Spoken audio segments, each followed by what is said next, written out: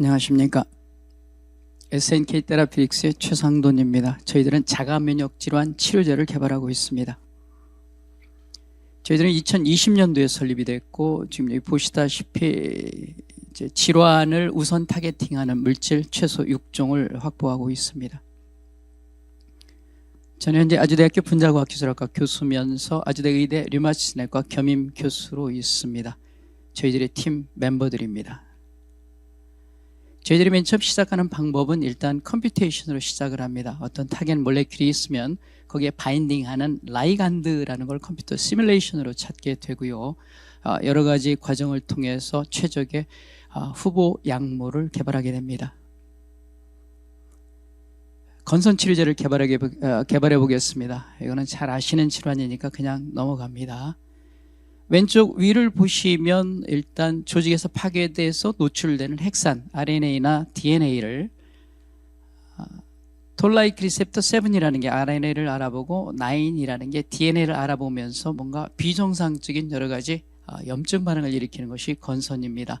따라서 톨라이크 리셉터 7과 9을 블락킹하면 건선 치료제가 될 수 있다. 톨라이크 리셉터 7하고 9을 블락킹하는 여러 가지 화합물들을 한 80여 종 정도 합성을 해봤고요. 여러 가지 효과를 확인했습니다. 건선은 여러 가지 방법으로 유발을 시킬 수 있는데 이미큐모드라는 걸 등에 발라주면은 이렇게 건선이 유발이 돼요. 이거를 41번과 60번을 사용해서 경구로 3번 3일 동안 투여했더니 저렇게 치료가 되더라. 이번에는 두 번째 모델인 IL-23를 과량 주사하면 건선이 유발이 됩니다. 그것을 저희들 물질인 41번, 60번, 66번을 경구 투여했더니 경쟁 약물보다도 효과가 더 좋더라라는 내용입니다. 건선이 유발되면 여러 가지 염증 관련 분자들이 쫙 이렇게 빨갛게 수십 배 정도 인덕션이 되는데 저희 약물을 투여했더니 이와 같이 2시간 만에 다 정상적으로 회복이 되더라라는 내용입니다. 저희들이 타겟팅하는 분자가 톨라이크 리셉터 9, 7인데 SPR이라는 방법을 통해서 9과 7에 스피시픽하게 이렇게 결합하더라라는 것도 컨펌했고요. 저희들이 갖고 있는 여러 가지 후보 물질에 대해서 일단 체내 흡수가 되면은 어떻게 분포하는지, 어떤 때 최고 농도가 되고 어떻게 배설이 되는지와 심독성이 있는지 없는지, 유전 독성이 있는지 없는지를 확인해 본 데이터입니다. 어느 정도를 먹여야 반 정도 쥐가 죽는지를 과량으로 먹여본 실험이고요. 이주 독성도 보았고 어느 정도 농도를 낮춰야 효과가 있는지 1mg/kg까지 확인을 해보았습니다.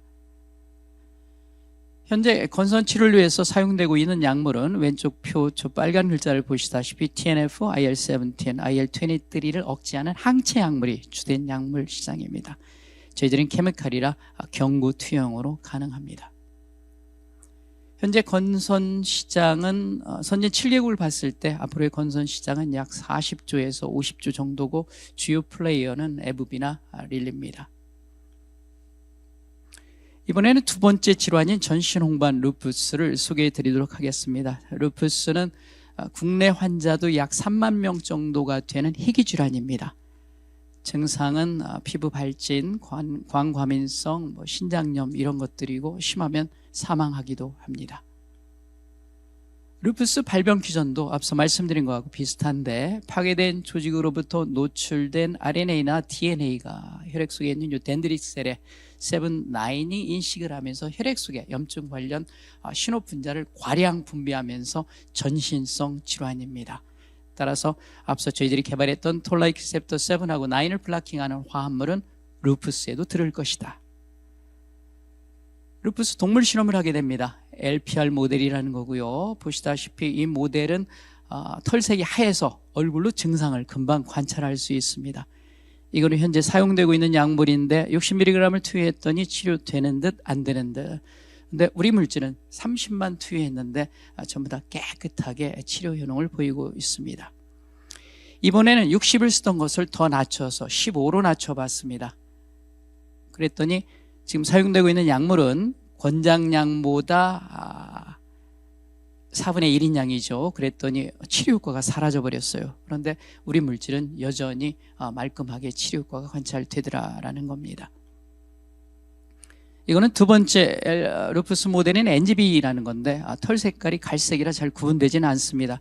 하지만 루푸스 때문에 이렇게 확대된 신장들, 장기들의 사이즈를 보거나 마커들을 확인해 본 결과 우리 물질이 효과가 있었다라는 것을 확인했고요. 현재 루푸스 치료를 위해서 사용되고 있는 약물은 맨 위에서 보시다시피 하이드록시클로로킨이라는 걸 주로 사용하고 있습니다. 경구용 화합물이고요. 중간에 벨리스타라는 약물이 있는데 이거는 항체 주사제입니다. 연간 치료 비용이 약 6천만 원이라 약물은 있으나 실제 사용은 못하고 있는 상황입니다. 저 벨리스타하고 저희 약물을 비교해 보았습니다. 그랬더니 벨리스타 우리 물질, 벨리스타 우리 물질, 그래서 우리 물질도 나쁘지 않았다. 루푸스 시장은 선진 7개국을 봤을 때 약 3조에서 4조 정도입니다. 주요 플레이어는 로슈나 파이자입니다. 요약한 건데요, 최적의 후보 물질 저렇게 3종류 정도를 갖고 있다라는 이야기고, 그 중에서 60번은 기회가 있어서 다발성경화증에도 한번 테스트를 해봤더니 치료 효과가 확인이 됐다라는 거고, 외부 시야를 통해서 공인 인증 자료를 다량 확보했다라는 내용입니다. 저희 물질을 정리해보면 케미칼이고 건선, 루푸스, 그리고 다발성 경화증에 효과가 있었고 경구용이고, 현재 대한민국 특허는 받았고 미국, 유럽, 일본하고 중국에 출원한 상태입니다. 지금 앞서 보여드린 여러 가지 어떤 질환에도 효과가 있지만 뒤에서 보이는 이런 질환에도 효과가 있을 것이다 라고 믿고 있습니다. 지금까지 설명드린 것이 SNK101 100단위에 있는 이 건선 루푸스 치료제였고요. 그 밖에 이런 치료제는 슬라이드 한 2장 정도로 간략히 요약해서 말씀드리도록 하겠습니다. 우선 SNK201입니다. 심근경색하고 톨라이키셉터 9 어떤 관계가 있는지 보겠습니다. 이거는 마이토콘드리아입니다. 마이토콘드리아, 에너지를 만드는 세포 내소 기관이고요. 에너지는 어디가 가장 많이 필요한가요? 심장이죠. 심장에는 마이토콘드리아가 되게 많고, 뭔가 마이토콘드리아에 데미지가 생기면 마이토콘드리아 안에는 마이토콘드리알 DNA라는 게 다량 있습니다. 이것들이 노출되면서 톨라이키셉터 9을 활성화시키고 염증을 통해서 하트 페일리어, 심근경색이나 심부전이 발생합니다. 따라서 톨9을 효과적으로 블락킹하면 심근경색 치료제가 될 수 있다. 톨라이크 리셉터 9만 블락킹하는 에타라는 화합물입니다. 지금 반 정도 억제하는 농도가 10나노몰로 굉장히 우수합니다. 그리고 톨라이크 리셉터 9만 스피시픽하게 블락킹하고 있고요. PK도 아주 양호합니다. 이거는 레트입니다. 심근경색을 유발시켜 봤고요. 밑에 있는 그림은 혈액을 내보내는 좌심실의 그림입니다. 지금 심근경색에 유발된 쥐의 좌심실을 보면은 섬유화가 일어나서 이 판막 등이 굉장히 얄팍해서 혈액을 제대로 못 뿜어내고 있습니다. 근데 우리 약물을 투여했더니 이렇게 건강한 쥐의 좌심실처럼 아주 건강한 조직을 가지고 있더라라는 이야기고, 실제 스트로크 워크, 뿜어내는 힘도 컨트롤처럼 회복이 됐고 뿜어내는 혈액의 양도 컨트롤처럼 회복이 되었습니다. 아주 우수했습니다. 앞서 말씀드린 대로 톨라이키셉터 7하고 9을 블락킹하면 건선 치료제가 될 수 있다. 이거는 9만 블락킹을 해요. 하지만 이것도 건선에 효과가 있을 거라고 믿고 실험해 본 결과 나름대로 효과가 있었다라는 자료입니다. 이번에는 SNK301 시리즈입니다. 인플라마즘과 알츠하이머. 우리 몸에는 이제 외부로부터 여러 가지 해로운 물질이 들어오면 이렇게 염증 관련된 여러 가지 분자들을 쭉 활성화를 시키는데, 그 중에서 AL1이나 AL1베타 같은 경우는 활성화된 폼으로 만드는 게 아니라 비활성화된 폼을 일단 만듭니다. 그리고 액티베이션이라는 과정이 있는데 거기에 관여하는 게 인플라마즘이고, 그 중에서 핵심 단백질이 NLRP3라는 겁니다. 따라서 뭔가 많이 만들어진 것을 얘가 활성화시켜서 염증 반응으로 일어난다, 염증 반응으로 연결을 시킨다라는 이야기인데, 이 액티베이션 시키는 과정에 베타 아밀로이드가 있습니다. 베타 아밀로이드는 알츠하이머병을 유발시키는 물질이죠. 따라서 알츠하이머병을 베타아밀로이드가 유발해서 인플라마좀을 통해서 염증 반응해서 신경세포를 죽인다. 따라서 인플라마좀의 핵심 단백질인 NLRP3를 제어하면 알츠하이머병 치료제가 될 수 있다. 저희들이 개발한 SNK301 시리즈입니다. 베타아밀로이드 유발한 알츠하이머병 동물 실험을 해봤더니 이거는 이제 비헤비어 어떤 행동 패턴인데요. 경쟁 약물인 도나페질 못지않게 괜찮았다. 그리고 뉴런도 회복되는 것을 관찰했다라는 내용이고, 이거는 작년에 미국 화학회가 발간한 학회지에 퍼블리시되었습니다. 이번에는 SNK401입니다. MyD88이라는 단백질이 있는데, 이것은 외부 세포 단백질과 세포 내부 단백질을 연결하는 어댑터입니다.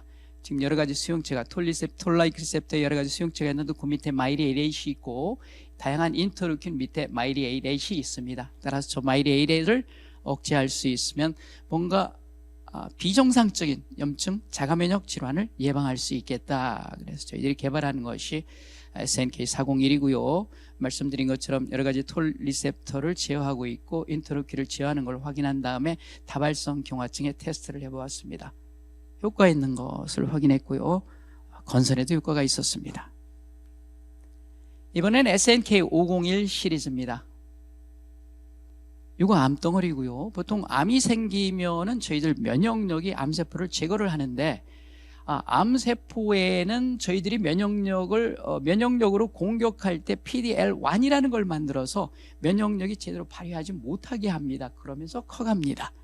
따라서 이 부분을 블락킹하면 항암제로 개발할 수 있고, 이게 요즘 인기 있는 임문 체크포인트라는 겁니다. 하지만 문제는 암에 걸린 사람은 이미 면역력이 너무 저하가 돼 있어서 이 부분을 블락킹한다고 해서 다 치료가 되지 않습니다. 따라서 이번에는 상대적으로 떨어진 면역력을 증강시켜줘야 되는데, 그때 가장 효율적인 게 톨라이크 리셉터 7이나 9의 애고니스트 작용제 효과를 촉진시키는 분자들입니다. 쟤네들은 인터페론도 만들어서 상대적으로 굉장히 유리한 장점들이 있는데, 저희들이 개발한 게 톨라이크 리셉터 9의 애고니스트를 개발했습니다. 9의 애고니스트입니다. 이거는 앱타머고요. 이와 같이 효과가 좋은 것을 확인했고 현재 유방암을 대상으로 동물 실험 중입니다. 이번에는 SNK601입니다.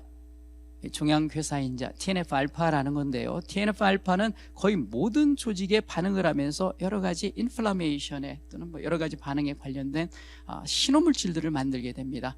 이게 과량 발현하면 여러 가지 디지즈 질환이 생기는데, 따라서 TNF를 제어할 수 있으면 류마티스, 궤양성 대장염, 크론병, 건선을 치료할 수 있다. 지금 셀트리온이나 레미케이드 이런 약물들이 다 요거를 억제하는 항체 시뮬레이터인 셈이죠. 저희들은 이번에는 화합물로 개발해 봤습니다. 그래서 TNF를 억제하는 화합물이고요. 보시다시피 류마티스에 잘 듣더라는 내용이고, 이거는 작년 말에 사이언스 시그널링에 퍼블리시 되었습니다. 지금 보여드린 왼쪽 질환은 저희들이 동물 실험에서 이미 다 입증을 한 거고, 요거는 이제 자가면역 질환 어떤 이런 것들이 비정상적인 면역 반응이기 때문에 요 내시나 제2당뇨나 통풍 이런 질환에도 들을 것이다 라고 믿고 있습니다.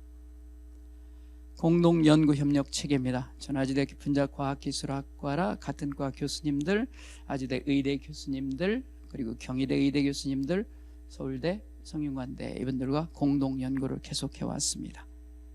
핵심 사업화 네트워크고요. 지난 몇 년 동안 기업체하고 같이 공동 연구를 진행해 왔습니다. 바이오 코리아나 바이오 US에 참석하고 있고요. 투자 포인트입니다. 저희들이 타겟 질환은 자가면역 질환, 염증성 질환인데 이 시장성은 엄청나다, 막대하다라는 거고, 이 시장은 대부분 항체 주사자가 점령하고 있는데 저희들은 화합물로 개발하고 있기 때문에 경구용 약물로 대체할 수도 있고, 여전히 치료되지 않는 난치성 질환을 타겟팅하고 있어서 언맷 니드가 높다.